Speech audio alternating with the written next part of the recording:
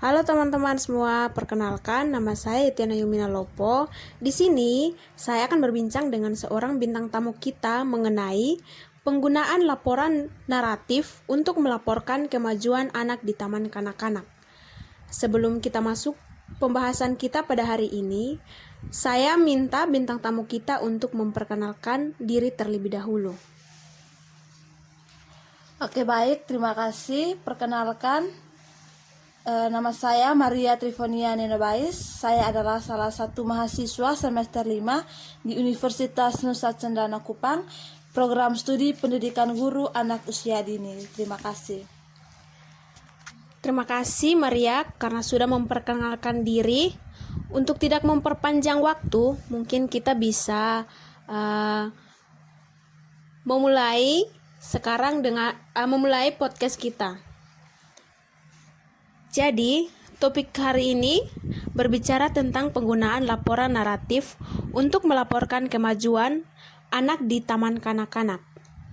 Yang ingin saya tanyakan di sini kepada Saudara Maria, sebenarnya apa itu laporan naratif? Oke, baik. Jadi laporan naratif itu biasanya juga disebut dengan laporan ringkas. Nah, laporan ringkas adalah salah satu laporan yang digunakan guru untuk mengkomunikasikan kemajuan perkembangan belajar anak kepada orang tua dengan tujuan untuk menjelaskan pertumbuhan dan perkembangan anak pada periode waktu tertentu dan untuk menjelaskan pertumbuhan dan perkembangan anak dengan cara yang bermakna dan dapat dimengerti oleh orang tua. Jadi, apakah laporan naratif ini memiliki karakteristik tersendiri? Bolehkah teman Maria menjelaskan sedikit untuk kami, teman-teman podcast? Oke, baik. Jadi laporan naratif ini memiliki karakteristiknya tersendiri. Nah, untuk karakteristiknya itu ada 3. Yang pertama, dikelola sebagai bahan masukan dan memadukan topik-topik dalam kurikulum. Karakteristik yang kedua itu sebuah profil perkembangan dan perubahan anak setiap waktu. Dan karakteristik yang ketiga yaitu menuliskan dengan istilah yang dapat dimengerti oleh orang tua mengenai anak mereka di taman kanak-kanak. Oke, baik. Tadi saudara sudah menjelaskan mengenai karakteristik dari laporan naratif. Nah, pada karakteristik yang ketiga itu, tadi saudara menyebutkan bahwa laporan yang disampaikan harus dapat dimengerti oleh orang tua. Jadi, di sini yang ingin saya tanyakan, apakah ada metode-metode yang bisa digunakan dalam menyampaikan laporan kepada orang tua? Iya, betul. Jadi ada beberapa metode yang bisa digunakan untuk menyampaikan laporan kepada orang tua. Untuk metode yang pertama itu surat keterangan atau laporan perkembangan anak didik, atau biasanya dikenal dengan rapor untuk di sekolah-sekolah. Jadi sebagian besar taman kanak-kanak itu menggunakan rapor atau buku laporan perkembangan anak didik sebagai laporan kepada orang tua. Rapor ini diberikan 1 tahun 2 kali atau per semester. Laporan disampaikan dalam bentuk naratif atau uraian tertulis. Namun, terkadang juga uraian disampaikan oleh guru kurang memuaskan orang tua karena terlalu singkat dan kurang menggambarkan kemajuan anak secara keseluruhan. Oleh karenanya, ada beberapa taman kanak-kanak selain menggunakan rapor, juga menyampaikan checklist untuk menunjukkan keterampilan yang sudah dikuasai anak. Misalkan, bicara dalam kalimat lengkap, maka perlu diberikan checklist pada kolom yang sesuai. Apakah anak belum, sedang, atau sudah usai dalam rapat? Guru harus Merapat. Dalam rapat, guru juga harus mampu menggambarkan kekuatan anak dalam aspek yang dikemukakan dan bagaimana kemajuannya. Biasanya dilakukan pertemuan antara orang tua dan juga guru untuk memberi penjelasan dan mendiskusikan kemajuan anak mereka. Terus metode yang kedua itu metode konferensi. Cara yang paling efektif untuk melaporkan kemajuan anak melalui pertemuan dengan berhadapan muka melalui konferensi. Dalam konferensi sebaiknya bukan hanya guru saja yang berbicara atau menyampaikan hal-hal tentang anak dan orang tua mendengarkan dengan pasif, namun orang tua juga turut berpartisipasi dengan aktif, sehingga keduanya saling berbagi informasi. Semua informasi tentang anak berupa catatan anekdot, informasi yang dikumpulkan dengan checklist atau wawancara dan juga portofolio harus dikumpulkan dan di organisasi guru di organisasi guru. Tidak boleh merahasiakan segala bentuk informasi tentang anak. Semua catatan sebaiknya diperlihatkan kepada orang tua. Untuk metode yang ketiga yaitu metode penjelasan informal. Penjelasan informal ini ada dua. Yang pertama melalui telepon.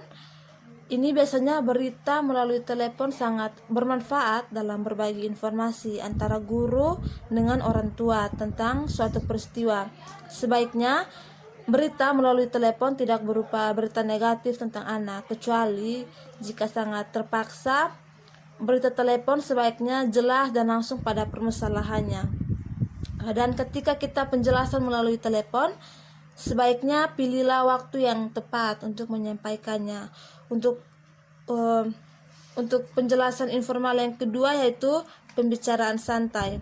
Kadang-kadang orang tua memilih untuk melakukan pembicaraan yang santai untuk mendapatkan informasi mengenai anaknya. Biasanya dilakukan saat orang tua mengantar atau menjemput anaknya di taman kanak-kanak. Perbincangan semacam ini tidak dapat menggantikan pertemuan semacam konferensi seperti yang sudah dijelaskan tadi.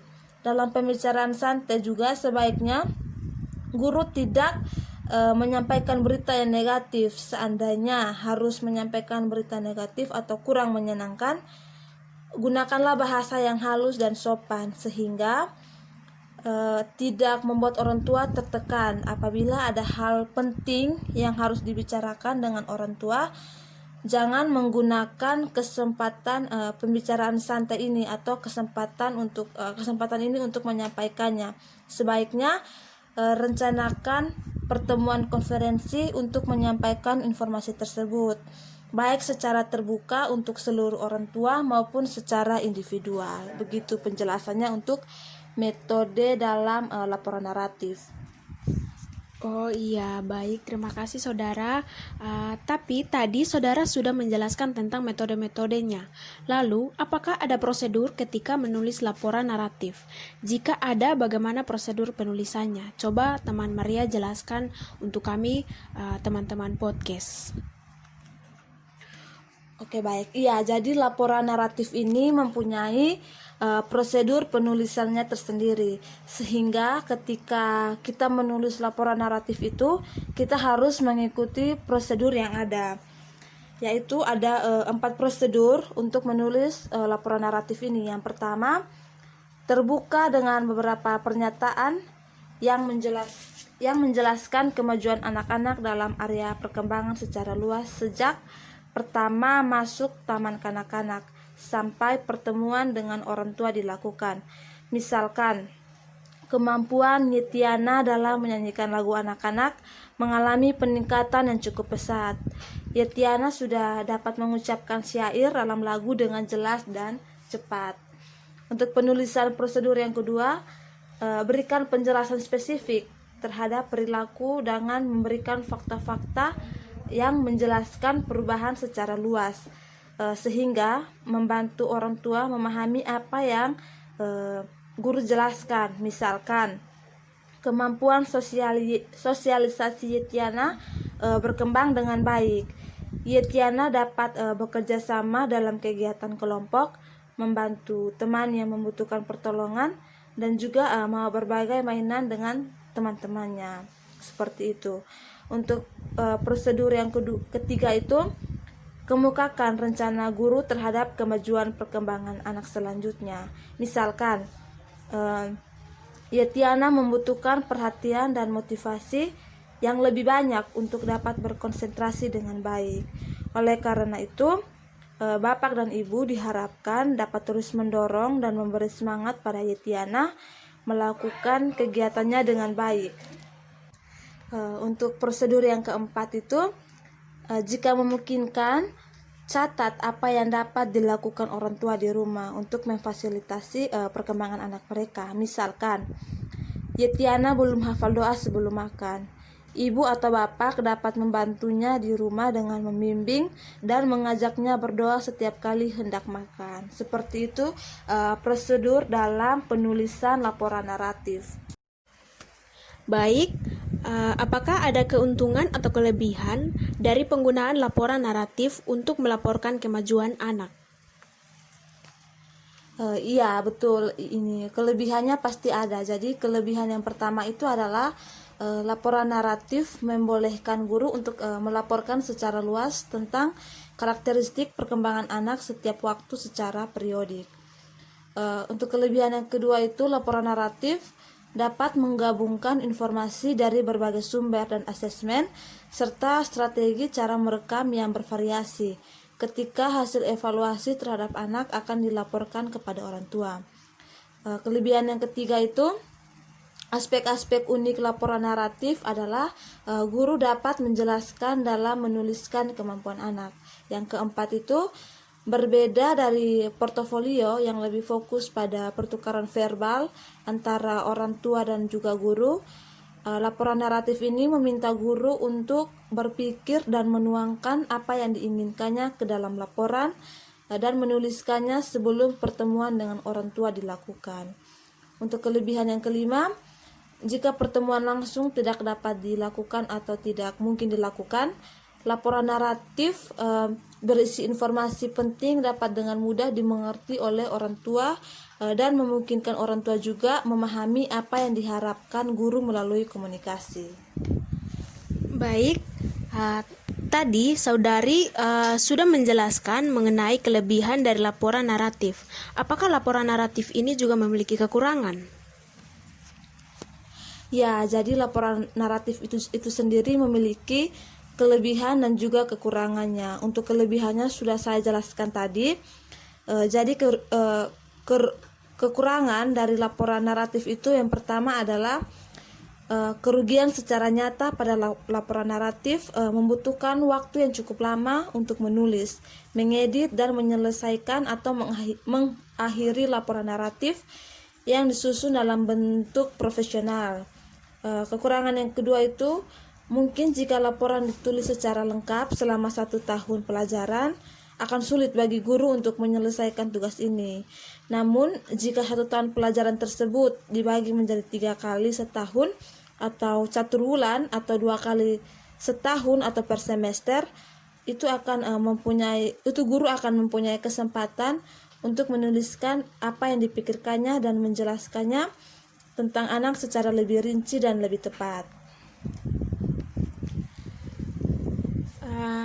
Oke, baik, terima kasih Saudara Maria karena sudah mau berbagi ilmu mengenai laporan naratif di Taman Kanak-Kanak. Jadi ternyata laporan naratif itu memiliki karakteristik, metode-metode untuk menyampaikan laporan kepada orang tua, dan juga memiliki kelebihan dan juga kekurangannya. Iya, sama-sama Saudari Yetiana. Saya juga berterima kasih karena sudah memberikan saya kesempatan untuk membagi informasi atau menjelaskan mengenai laporan naratif untuk melaporkan kemajuan anak ke Taman Kanak-Kanak. Saya berharap ilmu atau informasi yang saya sampaikan ini dapat bermanfaat untuk masyarakat luas, terkhususnya bagi para guru PAUD dan juga para orang tua. Saya berharap juga semoga kedepannya pendidikan guru anak usia dini ini semakin maju dan semakin berkembang ke depannya. Baik, terima kasih Saudara Maria. Teman-teman podcast, demikianlah podcast kita pada hari ini bersama Saudari Maria mengenai laporan naratif di Taman Kanak-Kanak. Semoga podcast ini bermanfaat bagi kita semua dan sampai jumpa di podcast selanjutnya. Terima kasih.